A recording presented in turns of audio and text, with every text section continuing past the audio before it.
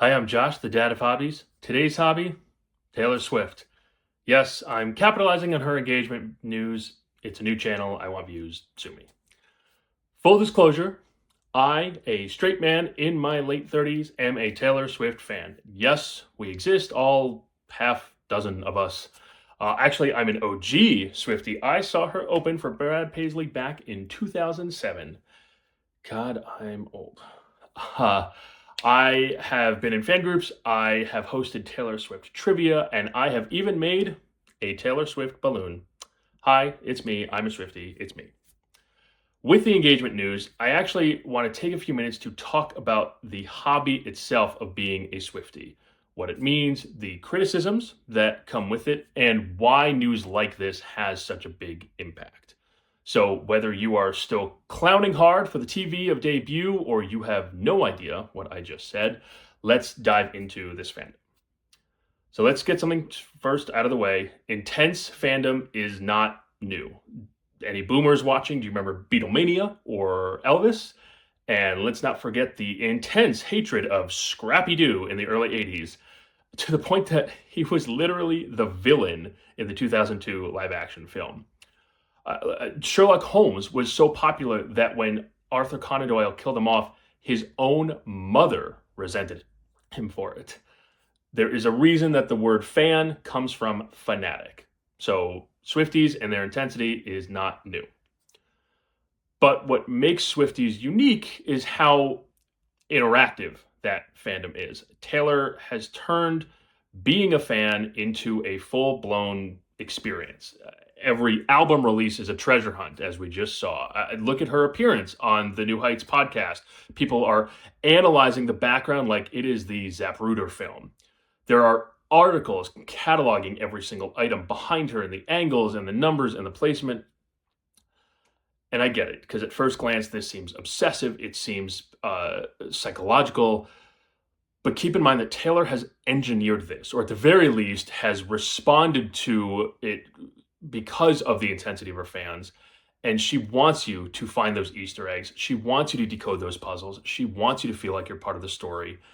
And that is brilliant marketing, absolutely. But it is also brilliant fandom building. And Taylor takes a very concise and interactive part of that.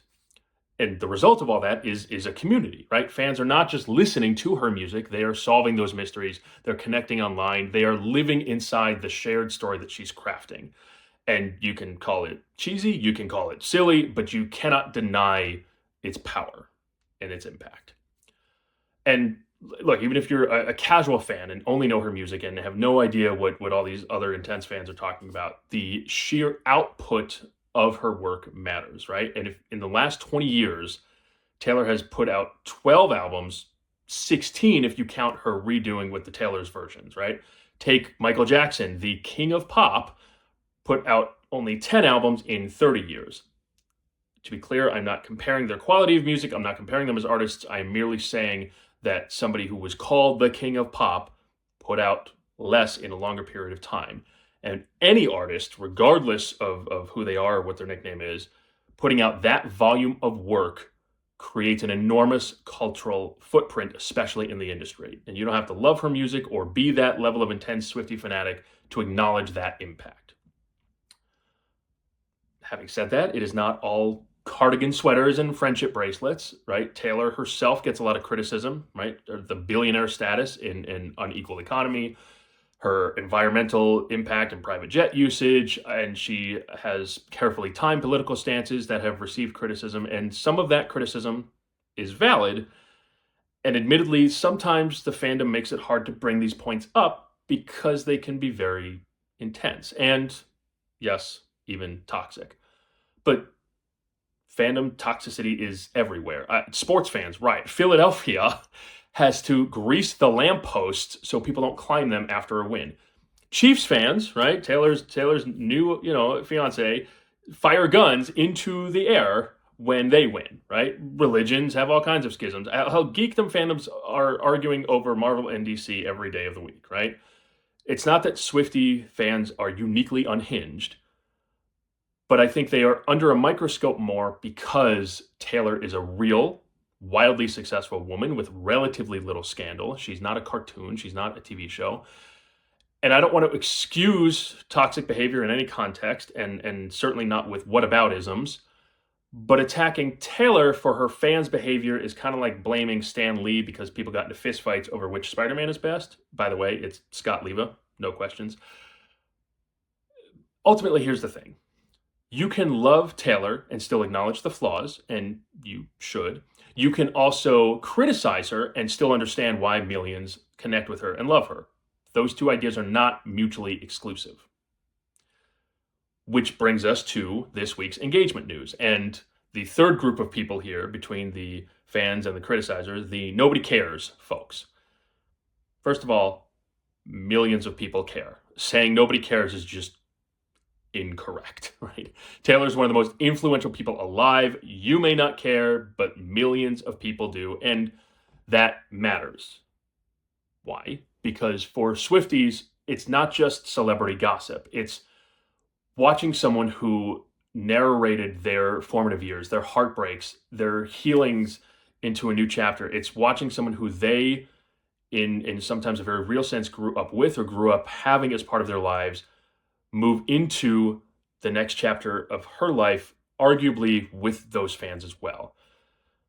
Regardless of how you feel about the validity of that, it's still true. And honestly, people are allowed, and frankly, should be encouraged, to find joy in whatever way they can in today's world. And honestly, there's a bit of a double standard here, right? So I'm going to use a sports metaphor, A, because it's an obvious one, and B, because Taylor's marrying a sports star. You know, every time a football team loses, men scream, they cry, they smash their remotes, and we just call that, oh, passion, and they love their team.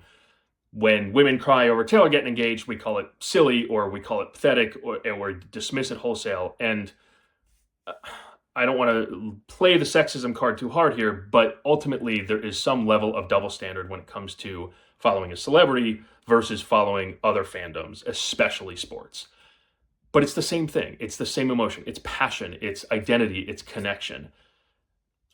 Even if you hate Taylor Swift, her music, her environmental impact, whatever criticism you have, her fame, her engagement doesn't hurt you. It doesn't really impact you. And mocking the people who do care, that's just unnecessarily cruel and pointless. There's no value to that.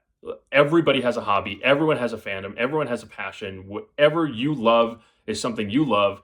And that's the point of not only the Swiftie fandom, to bring all of those people together, but it's the point of this channel. That's why I started this. And if we can't let people have their joy without tearing it down, what does that say about us? So whether you love Taylor, whether you hate her, you sit somewhere in between, it's not about her, right? It's about fandom. It's about the hobby. It's about the love. Fandom reminds us that we are not alone. It gives us something to believe in, to argue about, to celebrate. And in a fragmented world, that matters. And it matters especially when there is joy to be had. So Taylor getting engaged does matter. And it's not just for her, it's for us. And it matters to us. And not only does she know that, but everybody's saying nobody cares, or why would you follow this celebrity this hard? You have to acknowledge that too. Personally, for me, an announcement like this and her wedding itself is going to mean more music, and that makes me happy because I like most of her music, and that's kind of all there is to it. You know, that's what having a hobby, that's what being a fan is, and that's what the Swiftie fandom is about. It's finding joy where you can. And there's not any reason to tear that down or to break it apart, especially to fuel your own ego. That's it. That's what I want to cover. So thanks for watching. As always, please follow, like, subscribe on whatever channel you are watching this on to get into whatever hobby I will get into next. And one last thing, Taylor, if you happen to be watching this and you need a balloon guy for your wedding, you know who to call. Thanks for watching.